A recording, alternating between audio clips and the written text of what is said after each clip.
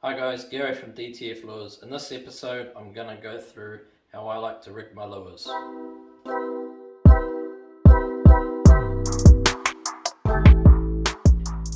all the things we need for rigging are of course hooks, and in this case we're using the Voodoo 8 hooks on the twin hook rig, and they're in 10 barrow, very strong, indestructible. There's two different types, so there's the one with the big ring eye, like that, the typical ring eye, and then on the tail hook that will be swinging, it's the nice needle eye, and that hook is like an open gay hook and super strong. On the smaller lure single hook rig is the Voodoo Super Ocean curved hook, which really bends back in like that. It's almost a circle hook, and that has the needle eye also. So the hooks, of course, two lures. So the larger lure there, Jet Head Wester's Best, that's in the arrow squid colour, and our favourite, the Stocky, is Power Puff. That's a smaller lure, of course.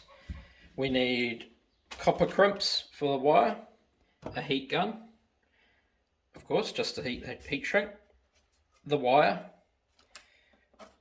scissors just to trim off any excess leader, etc. A file, very important to keep your hooks sharp before you go out. Some wire cutters, good for getting a nice clean cut on the wire. Heat shrink, a little burner, high quality crimpers that do a nice clean wide crimp, chafe tube and aluminium crimps, and of course the 400-pound leader moi moi we like to use. So first what we need to do is put the loop on the crimp end of the leader. Use the scissors just to get a nice angle clean cut on it, so there's no little tags or anything. The little aluminium crimp goes on first, and then pre-cut chafe tube, which we supply, pre-cut them all the same size so they're nice and tidy. That just slides on like that, and then you bring the leader through, back through the crimp like so, and I like to pull quite a bit through first, because what we do is we do a little bulb in the leader, so just in case of the event that the crimp slips, we've got a bit of a buffer. So just flatten that out, and I like to flatten off one side so it's nice and snug up against the other part of the leader. Pull that back up so that flat piece is in next to the leader, no extra bulges or what have you. Slip the chafe tube back around, pull that leader through like so until it's nice and snug on there. Get the crimpers into the right slot here.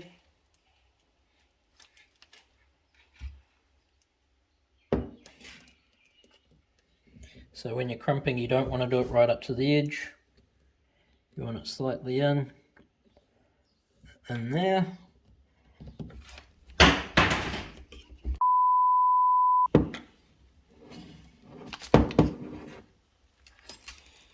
Sorry, our hook's just falling off the bench.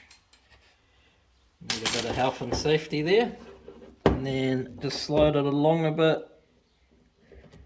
Do the second one.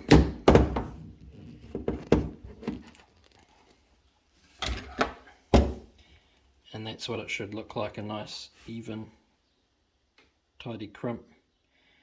So that's the loop end that goes to the swivel, all done and ready to go. And then, so that's the leader done. So I've measured that out prior to the length that we want. So now that we've got the leader ready, it's time to do the smaller lure. So with this lure, I'm not actually going to use wire. It's going to be a single hook twist rig. So I've got the leader here. Need a bit of excess, so pull that out a bit, like that. You want about a foot of it that you can play with. Through the top of the lure there, get quite a bit on, and what we need now is the 2 crimps. So 1 crimp goes on,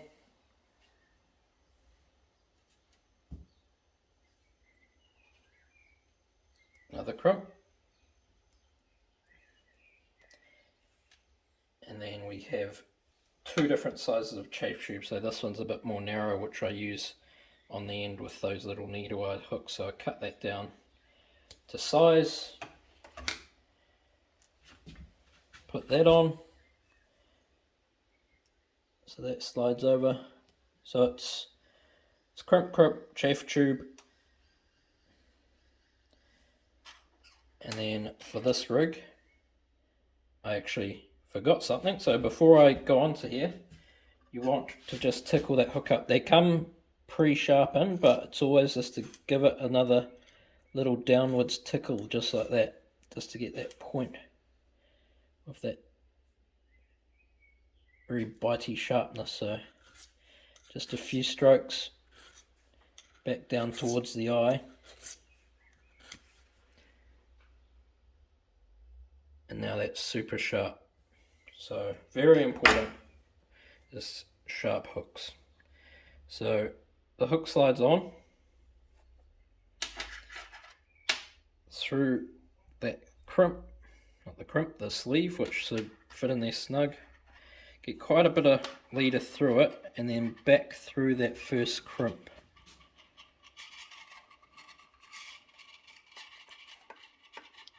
Pull it up nice and snug.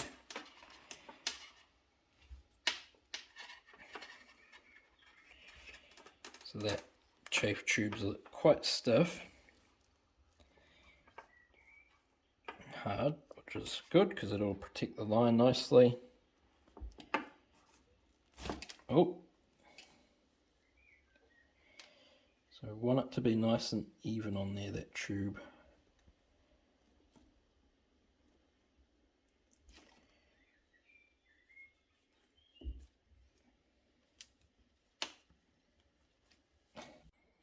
So I've got that nice and snug on the chafe tube now.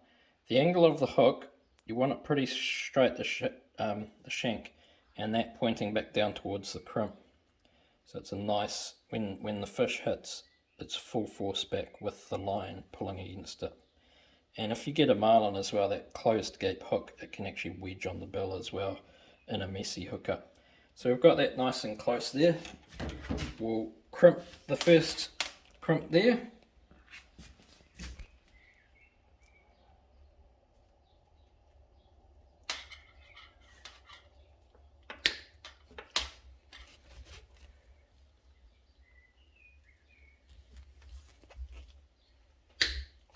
Two, done.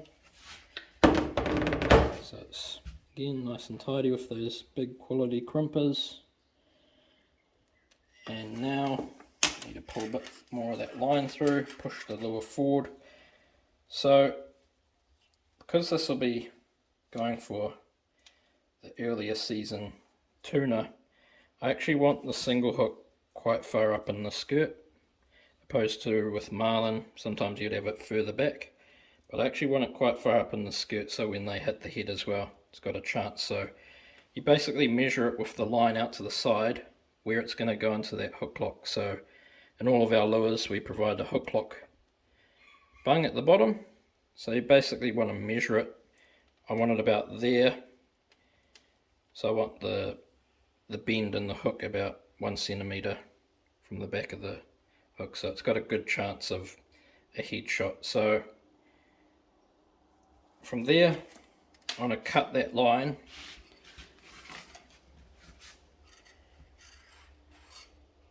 about there. That can be disposed of, and then we want to do a few twists. So I go opposite the bend. There's usually a bow in the line. I go opposite, so it makes the line a bit more rigid. A few twists, bring that crimp, that second crimp back.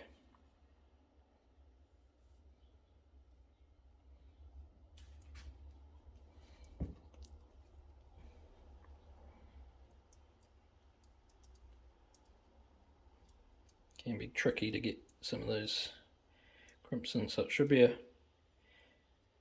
nice even twist like that, and then do that crimp.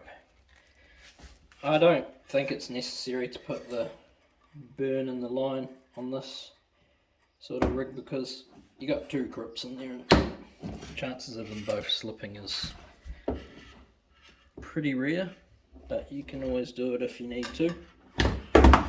This time I won't. So that's both crimps done, and then I'll measure it up. So into that hook lock, and then that's basically where I wanted it, about 1 centimetre or so in from the back, and that is specifically for tuna. I mean, quite far up in the skirts. So that rig is basically done, but last of all we just want to strengthen that up and chuck some heat shrink on the end there to tidy that up. So this is new heat shrink that I found this year, which has the adhesive in it. It's actually Lumo, so it glows in the dark. So fish like glow in the dark, of course. So I'm going to chuck this on the back of most of my lures, so it just has that little flash attraction. So about 2 inches of that. Hopefully that feeds onto the hook nicely. You can do it another way and have it where the crimps are at the start of the rig, but it's gone on there nice and easily. This is another stage where you can position that hook on the angle that you want it to be. So you want it, I have it about there. See, that's very close to that gate. Heat gun. Do it nice and evenly. You don't want to burn the hell out of it, or else you're going to have some problems with the leader. You don't want to go too hard or it touches the leader. So that's enough. When you actually heat it, it starts to make the heat shrink glow. So that's bound that together very nicely, and I just like to squeeze it all together just so there's no air or anything like that in there, and that's that rig done. So I'll slip that back up in the lure and we'll see what it looks like inside there. So that's a very quick way of rigging lures, and single hook rig for marlin, do it the same way. And the thing with this rig is I wouldn't generally lock that hook up with wire because it can fatigue, but with leader it's got plenty of play and it's not going to fatigue it. So that hook facing up in the lure, perfect. That's where I want it, about 1 centimetre up from the bottom, and you can see that Lumo in the middle there, that'll light up, and that's a single hook rig specifically for tuna, but no reason if a marlin comes and hits it, it should have a good shot as well. So that's the single hook rig done. So now I'm rigging the larger lure with the twin hook rig, which is a cup face, which has the cup in the front there. You rig them with a 60-degree rig so that it doesn't spin. If this lure was keel weighted, I wouldn't worry, and I'd probably do my preferred 180. But we'll do a 60-degree twin hook rig on that one. So we've got the 400-pound leader there, and that will be ready to go in a minute. I'll do the wire first. So the other rig was the nylon rig, so with this we'll be doing wire. So first of all, I'll use the voodoo hook. I've already sharpened these hooks, they're very sharp. I'm going to attach the wire. There's two ways you can do it. You can do a loop behind it and crimp through both the loops with the leader, or you can attach the wire to the hook. And when you attach the wire to the hook, you want it to, all the force to come down on the side where there isn't the little gap here, so you want all the pressure to come down there. It's unlikely it'll ever open the hook, but you never know. You do get some big fish and funny things happen out at sea, so better safe than sorry. So first of all, feed the crimp on. I'll get a nice tidy cut with those wire cutters. It's splayed out a bit, so when you do it using these crimps with wire, you always want a nice clean and a good quality pair of cutters that just do a nice quick snip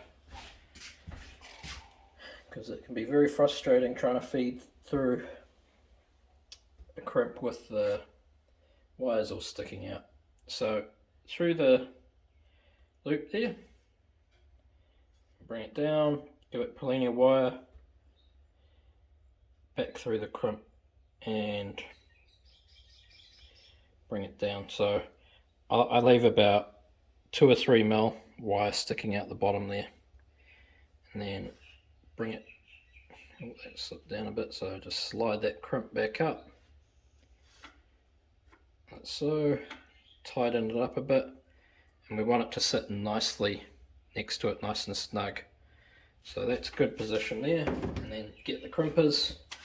With these copper crimps, don't need to worry about where you crimp it. You can crimp it all the way to the end. It's how they're designed to smush into the wire. They won't damage it like the leader. So you want to do the whole crimp nice and tight.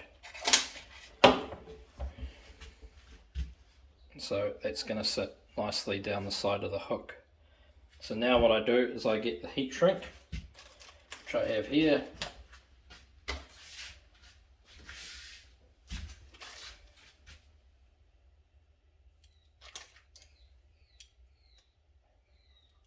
Got it nice and straight. Then we slide that over the top. It's that clear heat shrink with the adhesive again. Slide it over the eye and down the shank like so, and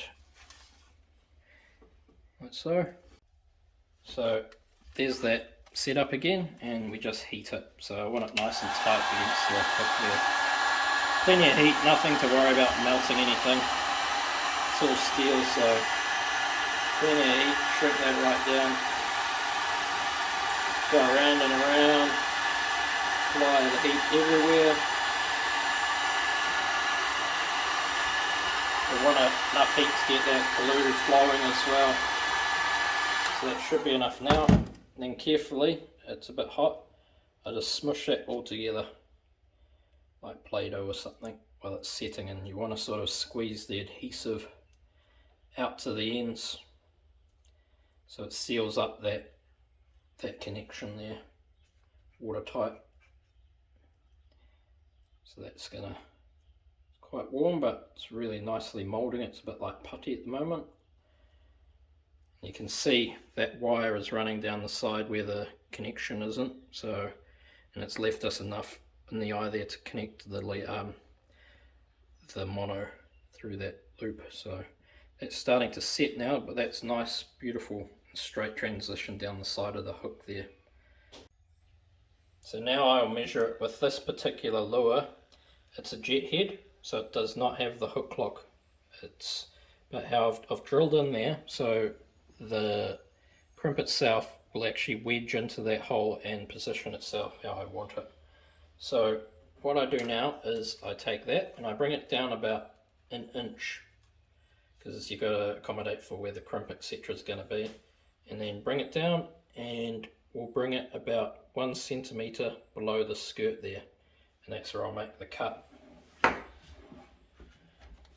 Wire cutters again, cut. So with doing that top hook as well, when you're doing the 60-degree rig, that hook's set in place, so now we can use that as a measurement, and it's a rough 60 degrees, so you want it to basically be like a V.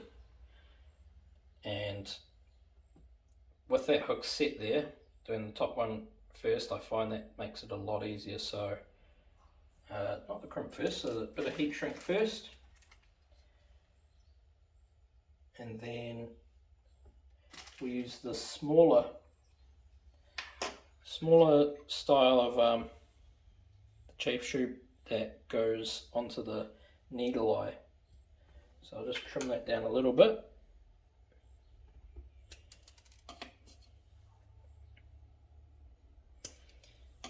Takes a bit of practice to perfect the size you want. So crimp on,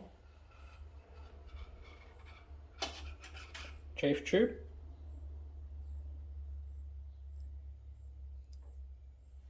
so there we go, and then I'll bring this hook on. So again, I don't want the back of the wire sticking up near the hook here, even though the heat shrink will cover it, there's always the risk that that can catch and interfere with that hook. So we want that out of the way, and the wire sticking out the bottom there, so it's out of the way of the gape of the hook.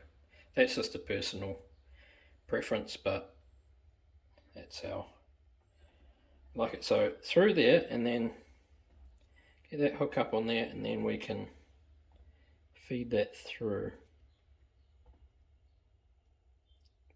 Now, we might need a bit more wire, so get plenty of wire when you do this. Bring it all the way to the bottom, so it makes it easier to fit it into that small hole of the crimp. So from here, get plenty of wire through, bring that around,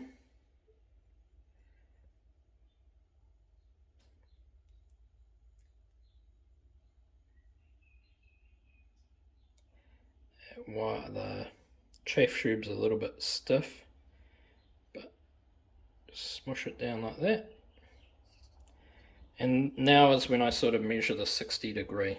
So I'm going to have it sticking out to the left there, and it's actually pretty good already. So it's got a nice V shape there. You don't want them running behind each other. That causes problems. So you want it like a V, 60 degree angle. So I've got that nice angle there. Push the crimp down and then pull this. Be careful with the hooks, but you want to just pull and feed that wire back. Keep that same position. Might need to slide that chafe tube. It's a little bit tight. Slide it back and leave about 3 or 4 mil on the bottom there. Pull that tight around again.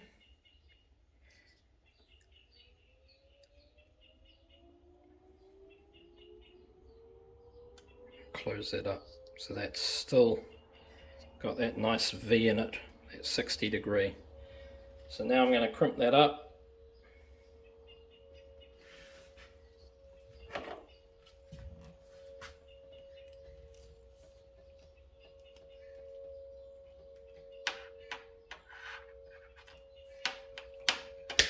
One, two.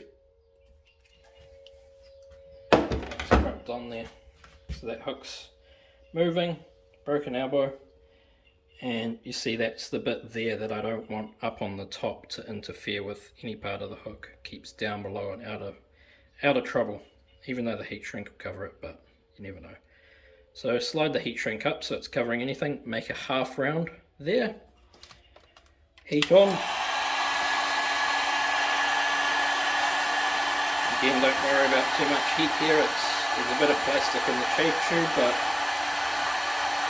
not going to cause too much of a fuss. Putting plenty of heat here. It's got adhesive in it again, this glowing chafe heat shrink. So heat that up. It's quite hot. You've got to have a bit of tough fingers, and I just like to dabble around, twist it, and get that glue flying to the back of the heat shrink and keep that slid up there to keep that half round. You want to keep that little bit of movement in the hook. We don't really want water getting in that heat shrink because that causes corrosion if it traps a little air pocket in there. So I'm going to seal that up, smush it down. It's got that little half round. Now the other piece of heat shrink, you can either put it on the hook before or after. In this case I'll put it after. You just slide it around the hook. Shouldn't be too much issues. It's good to have the right size heat shrink, so you just slide it around there. Be careful again, it's a hook, cause some damage. And then down onto that needle eye. So it doesn't need to be, these needle eyes are good because they're not going to cause too much problems as like a larger eye spinning and catching back on itself and getting out of position after a hit. So apply that. It's good to sometimes have plenty of heat shrink down the shank of the hook, because when you have it down the shank of the hook, if you've had a bite or whatever, it often leaves marks, scratches from the bill, and it gives you a good indication if you need to adjust your rig or what have you, or how the marlin have been feeding.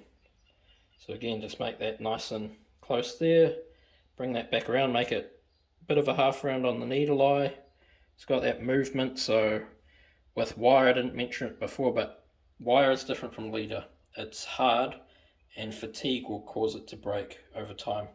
You bend that wire a couple of hundred times and it'll eventually break. The supple leader, you can do that and it won't break.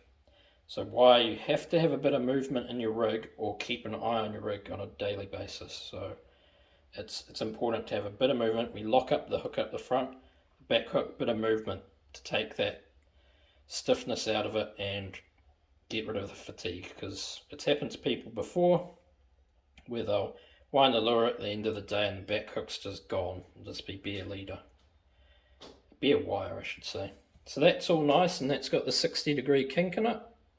Both hooks facing up on the cup face rig.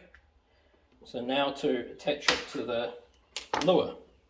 So I get that wire and the cutter out of the way. We got the 400-pound Moi Moi mono. We like to use Moi Moi, it's always been good quality. So on with the aluminium crimp. First, before that, I need to just remember to put this heat shrink on the rig. So I'll cut off about 2 inches of it. We just slide that down the top of the rig there. Really good, this clear heat shrink. It's got adhesive in it as well, so you can see if there's any damage or corrosion within your rig. So it's nice to have it up the top there, just for safety measures. So that's on there, and then on with the chafe tube. Chafe tube on, through the loop. Just got to get in that right position. It's not super tight, just got to get it in that sweet spot and it slides through. So through like that, through the crimp. We'll put a little bulge on the end there again, that safety bump, just in case. In game fishing, there's lots of small things that can make a big difference, and you spend a lot of money and time out there. You don't want little tiny errors to pop up and cause heartache. So any little thing like that, you just want to make sure it's done right and save any complications. So I tighten that leader back up again like that, all the way. Sort of smush that down a bit so it's nice and narrow. That butts right up the back of the crimp, and then we crimp that on. And again, be careful not to crimp it all the way to the edges of the crimp. Leave about 1 mil or so. Again, takes 2 crimps, one there. With these big ones, it just takes 2 crimps. It's a nice wide surface on them. It makes it a lot tidier than the smaller sort of crimp tools that you get that make a bit of an ugly setup. So now I've got that heat shrink over here. We slide that over the whole thing. So we want it about 1/3 of the way up that aluminium crimp. You don't want it below that little join there where the chafe tube is, because then that'll cause all the pressure on that little connection there. And that's what we don't want. We want this to be nice and stiff and tight in that front hook. That's personally how we like it. So again, heat it up.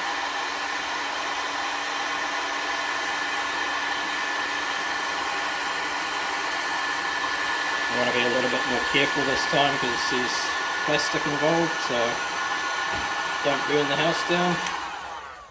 Should be enough. Just again, if you got tough hands, get in there like Play-Doh and give it a good smush and squeeze. It'll mold in nicely, bind. And once that's set, that'll be quite stiff. Like, you won't be able to bend it or anything. So that's how it looks like. Nice and sealed in there. And the good thing is you can see everything in there. If there's any problems going on, you can inspect it. So that's the complete rig. It's got that glow in the dark, which is really cool. It gives them a good target point, and the 60° on the cup face. So now we'll slide it up and see if my little hole that I've intentionally put there will lock it in.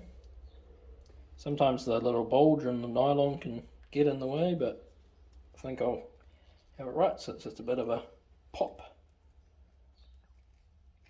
Yep, so she's in there now, so it's locked in there,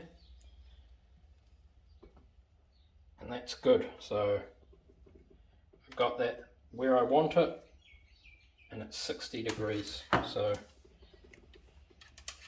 the hooks are on the face of the lure, 60°. So if you want that, if this is the top of the head, I generally run the front one kinked to the side a bit, and the back one sort of sticking, facing upwards on top of the head. So that's the 60° 2-hook rig. On a angled face like the other lure, the smaller one, I like to run a 180° rig, which I made one earlier, like this one. So the hooks are 180, same principle with the heat shrink and all that, but just the hooks are a direct 180, and that's personally with the tail hook going upwards. So on an angled face, our bill bang here, like that, we'd have it running with that back hook facing upwards. Some people like to run it downwards, but personally, especially for striped marlin, we like to get that back hook up into the top of its mouth when they're coming from behind. And of course that front hook is perfect for a side-on strike by tuna marlin. And we want to keep that stiff, because what can happen is if a marlin hits it side-on and that's quite loose in there, or sometimes on a shackle, it can actually turn the rig sideways, and the fish hits it, it'll turn sideways and it'll get a messy hook up down the side of the bill. So if you've got it stiff, it's not going to turn, it's going to go sideways into it. So that's how we like to do it. And everyone has their preferences and what have you. These particular rigs, especially with these heavy gauge voodoo hooks, we run our drag quite strong, so almost at strike. So it's a snag and drag, so when they hit that, you just want them to really get that hook sunk in. You can use a load of drag, but you need to be on your game with these bigger hooks, and they're designed for big fish, so blue marlin and black marlin and huge tuna. So they're designed not to bend and withstand big battles. And we do use light gauge as well. Early season though, the yellowfin will be in, and then the blues will come. So the area we'll be fishing, there's the potential to get a larger blue, so we want to have the big hooks early season. When the stripies are in shallower later in the season, we might convert more of our smaller lures and stuff to light gauge, and we'll do another video down the line with how we do the light gauge, which is similar to these 180 rigs. But yeah, that's a video of 2 rigs that we're going to use earlier in the season.